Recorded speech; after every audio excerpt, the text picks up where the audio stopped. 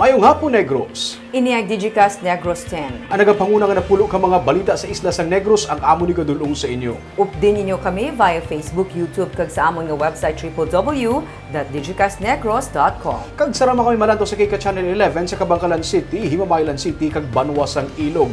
Kag yari na ang top 10 nga mga balita sa Negros subong nga adlaw.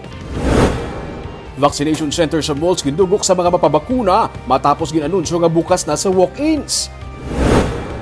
Negros Occidental mag-require na liwat ang RT-PCR test sa mga magasulod sa probinsya. Seguridad sa Bacolod Comelec mas ginpahugot. Paghatag sa booster shot sa mga healthcare workers ka nagbaton sang Sinovac vaccine, ginatun-an. Kag sa Good Vibes sa Sagay City, mga barangay tanod, BHW kag trabahador sa sentral, nagtapos sang ALS. Inatanan sa Digicast Negros X.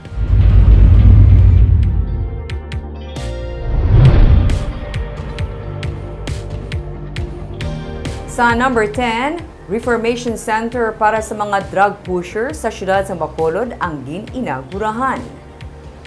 Gininagurahan kahapon sa siyudad ang Balay Silangan nga isa ka drug reformation center para sa mga drug surrenderers nga sadto nagaduso sang illegal nga droga. Ang duha ka panalgan nga proyekto nga nagabalor sang 5 ka milyon ka pesos ang yara nabutang sa likod sa Bacolod City Police Office.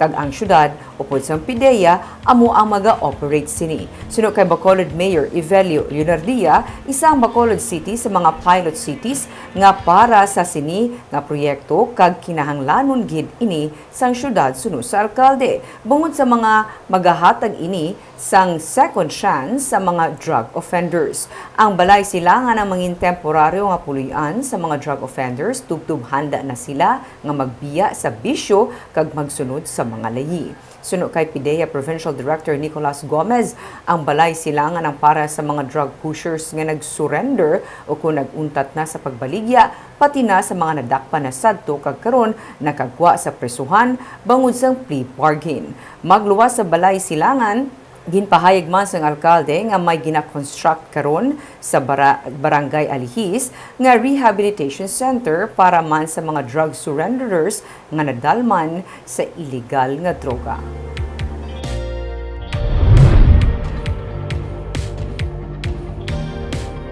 Sa number 9, ginugta na sa karon ang seguridad sa compound sa Bacolod Comelec. Nagapabilin nga temporaryo nga sarado ang compound sa Comelec Bacolod. Magluwas na lang sa mga nagaparehistro kag mga individual nga may kaangtanan sa ginapatuman nga Election Registration Board hearing. Sunod sa kay Police Major Ramel Sarona, may 12 ka mga pulis ang gintalana nga magpasiguro nga mangin matawhay ang hearing kag mapaiway ang tensyon sa tunga sa mga oppositor kag mga ginareklamo nga voter applicant sa Comelec. Ini kadungan sa hugot kapag patuman sang physical distancing kag pagpasiguro nga nagasuksok sang face mask kag face shield ang mga yara sa palibot. Sa idalom sang General Community Quarantine with heightened restrictions, ginadumilian sa gihapon ang mga pagtililipon ilabi na mga rally. Ay, di kita allowed ka. Di sa kasulod sa Comelec kay sagit pa lang. May personnel ko to kag may personnel man sa Comelec nga check sa ila.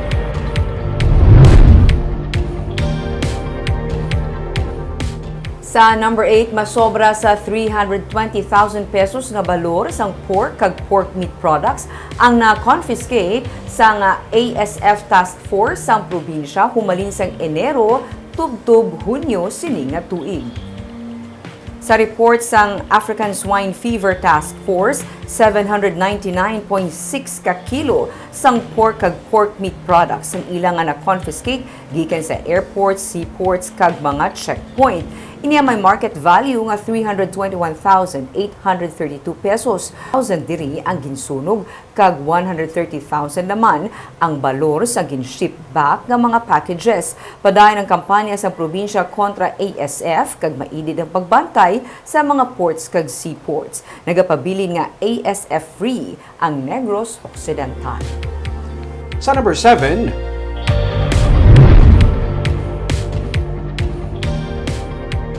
Konseho sa Dumaguete City gintinay ang motion para i-withdraw sang alkalde ang pagpirma sang Memorandum of Understanding iniangot sa Smart City Project. Sa boto nga 6-5, gindinay sa Dumaguete City Council ang gipasar nga motion for reconsideration ni Councilor Joe Kenneth Arbas angot sa ginasiling questionable nga proyekto sa idalom sa Public-Private Partnership Code. 5 lang ka konsihal sa syudad ang nagboto pabor sa pag-withdraw sa authority nga ginhatag kay Mayor Felipe Remolyo para maglagda sa Memorandum of Understanding upod sa construction firm nga amo ang magahimo sang proyekto. 6 naman ang hindi pabor nga i-withdraw ang ginhatag ng authority sa alkalde. Samtang unanimously, approved naman sa konseho ang motion para i-withdraw ang resolution of no objection sa proyekto nga damlag pa ginpasar na. Ang kontrobersya amo ang mag-transform sa coastal areas ng Dumaguete City bilang isa ka smart city nga ginulan sang reklamo gikan sa nagkalilain nga mga grupo lakip na ang mga environmentalist group kag simbahan katoliko. Isa sa ilang ginabalabagan amo ang mangindako nga halit sini sa marine environment sa coastal areas ng Dumaguete, lakip na ang pag-apekto sini sa palangabuhian sa pila ka mga residente sa syudad.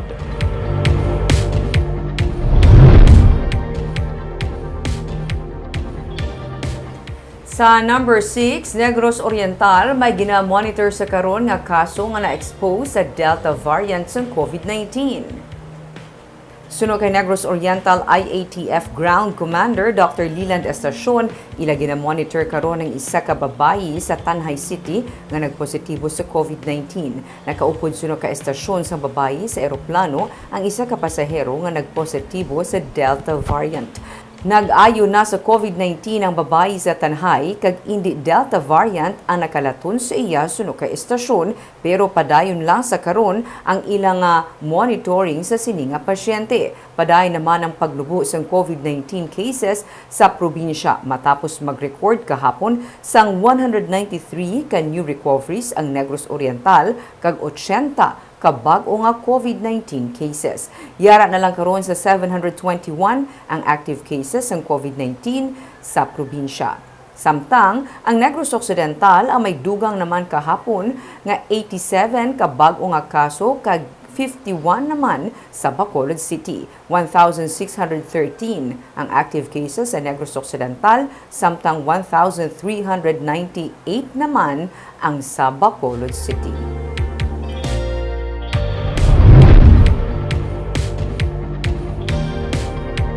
Sa number 5, Regional Directors ng Department of Tourism nagpositibo sa COVID-19.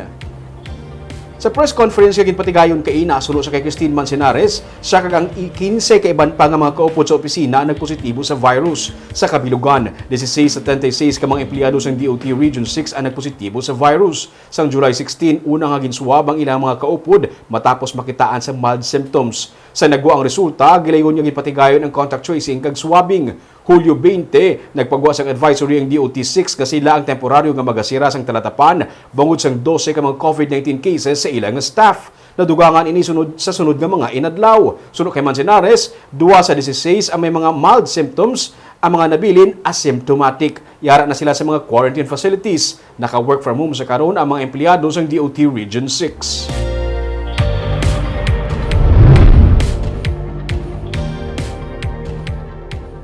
Sa number 4, ginatunan sa karon sa probinsya ang posibilidad sa pagpatuman sa booster shots para sa mga healthcare workers sa Negros Occidental nga ginbakunahan sang Sinovac vaccine. Suno kay Attorney Rayfrando Diaz, ang Provincial Administrator, ginapatunan sa karon sa mga doktor sa probinsya kung sarang mabakunahan sa booster shots ang mga healthcare workers kasunod sang kaso sa Indonesia kung sa diin ginatos sa mga healthcare workers ang nalatnan sang COVID-19 kag masobra sa isa kagatos naman ang nagkalamatay. Suno kay Diaz, ginalantaw ang posibilidad gamit ang ginbakal nga bakuna sa probinsya agud to mas mapabakod pagid ang kahimtangan sa mga healthcare workers ilabi na sa Delta variant. We are suggesting using our own procured balang sa AstraZeneca kung basi pwede kita ka booster sa aton healthcare workers because of the experience in Indonesia that though fully vaccinated with Sinovac, wala nakabulig sila sa aton Delta variant.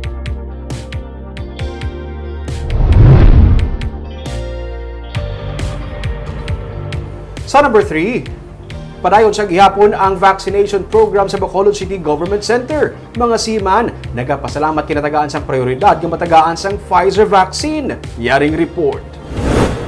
Mga seaman sa ni Jeremy Jimenez ag Ariel Gonzalez natabuan nga nagabakasyon sila subong diri sa Bacolod kag may vaccination rollout nga ginapatigayon sa Bacolod City Government Center. Kaina, nagpila sila sang mahibaluan nga prioridad nga mabakunahan sang Pfizer nga brand sang bakuna ang mga senior citizens, mga may comorbidities kag mga overseas Filipino workers. Suno kay Jimenez, isa ini ka oportunidad sa kasubong nila nga mga seaman, ilabi na nga may advice sa ila nga hindi makasulod sa Europe o kon Estados Unidos kung hindi Pfizer ang brand sang bakuna. Ang kayang sa sign of back recono sir nang hindi pwede sa Europe kag US, kay budlay sa mga barko.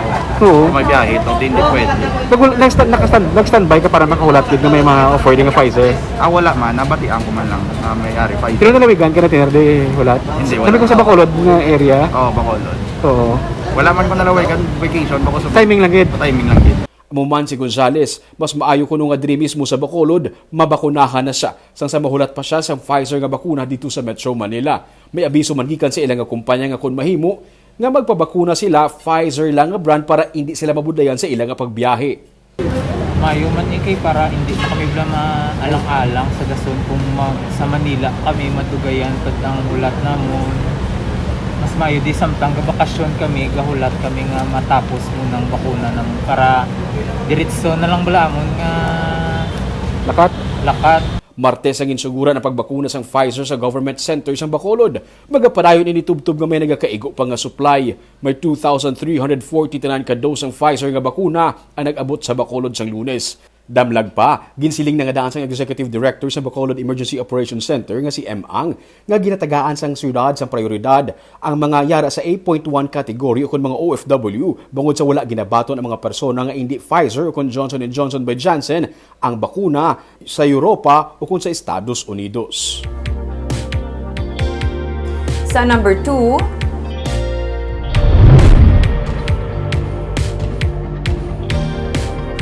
agud mapangapina ng probinsya batok sa Delta variant sang COVID-19, iga-require sa Negros Occidental ang mga magasulod sa probinsya sang negative RT-PCR test result.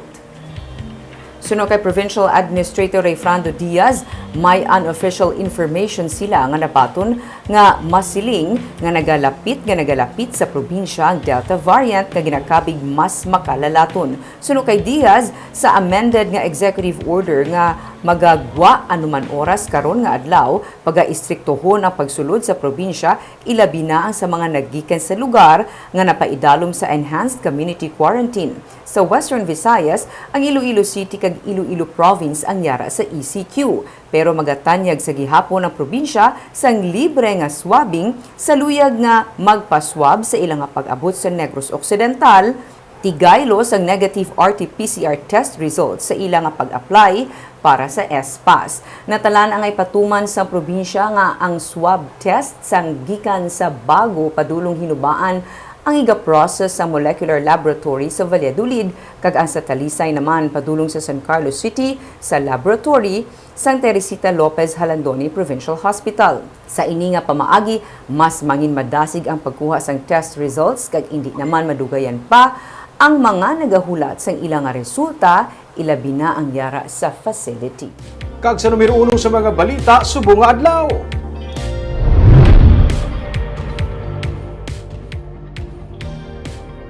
Mga mass vaccination area sa mga mall sa Bacolod gindugok sa mga luyag magpabakuna matapos ang ginanunsyo nga bukas ini sa mga walk-ins.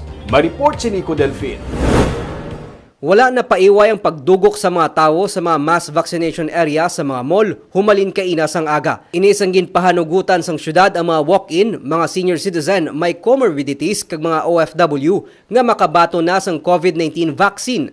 Tungod sa nagaidas nga linya, iban sa mga luyag magpabakuna ang nagpungko sa salog na lang para hindi makapuyan sa paghulat. Sige-sige man ang pagpanaway sa mga mall guards kagkatapos ang task force disiplina sa mga nagasupak sang pagsunundan sa social distancing. Naman ang aton nga morning course ang aton nga pagdinagsa sa mga tao, no?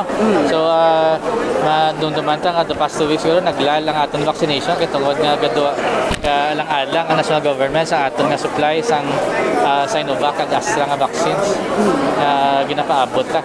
So May 51,000 kadosas ang bakuna ang ginakinahanglan ma-administer sang syudad karon nga semana. Ginalauman sang pamunuan sang Bacolod Emergency Operation Center nga kon magpadayon ng pag-inabot sang supply sang bakuna sarang malabot sang Bacolod ang herd immunity kontra sa COVID-19 sa bulan sang Disyembre. Nico Delfin para sa Digicast Negros. Sa Good Vibes sa Sagay City, mga tanod kag barangay health workers ang hatagan sang kahigayunan nga matapos sa pag-eskwela. Sa Facebook page sang DepEd ALS Sagay, ginpost ni Marky Joyce nga nakatapos ang ila alternative learning system ang mga barangay tanod, BHW, caretakers kag mga empleyado sang Central Lopez ang barangay Poblasyon 2 sa Sagay City. Sang July 16, sila nag-graduate ang iban sa ila masobra na sa 50 anyos. Ang ALS ang ginatanyag sa mga persona nga wala nakatapos sa pag-eskwela sa elementary kag high school o kun ang wala gidmay ineskwelahan. Barb, siningganin nila kung ang education wala may ginapili nga edad. Correct. Lesson, ano gani? Ng equalizer. Tapos, may naka-cover matay sinisang una, ang ALS o kung ALS ni. Damo ni siya, kanami ni nga program, kay biskan sa mga inang BJMP nga facilities. Meron na ginatanyag. Mga out-of-school youth, mga kulang na pwede nga po maka-eskwela.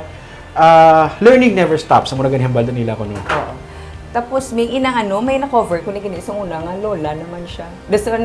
Sang wala pa tuya COVID, nasaksihan man sing iyang relatives ang pag-graduate. Kag sa Sagay, ni kuno Bob nga batch mo isa na sa ilang naging helper sa Manila, nagbalik di siya sa Sagay, gardener siya sang barangay, kag amo na nakatapos siya sa iyang ALS recently lang. Congratulations. Congratulations. Sa graduates. Kag amoy ato mga balita sa Negros subong nga adlaw. Kay man sa panahon karon importante nga may ihibalo ka sa nagakatabo sa imo nga palibot. Pero dapat balanse kag eksakto ang mga impormasyon. Padayon kami nga magapangalagad sa Negrosanon. Ako si Barbara Mijares. Tubtub sa buwasa ko naman si Romeo Subaldo, mayong hapon.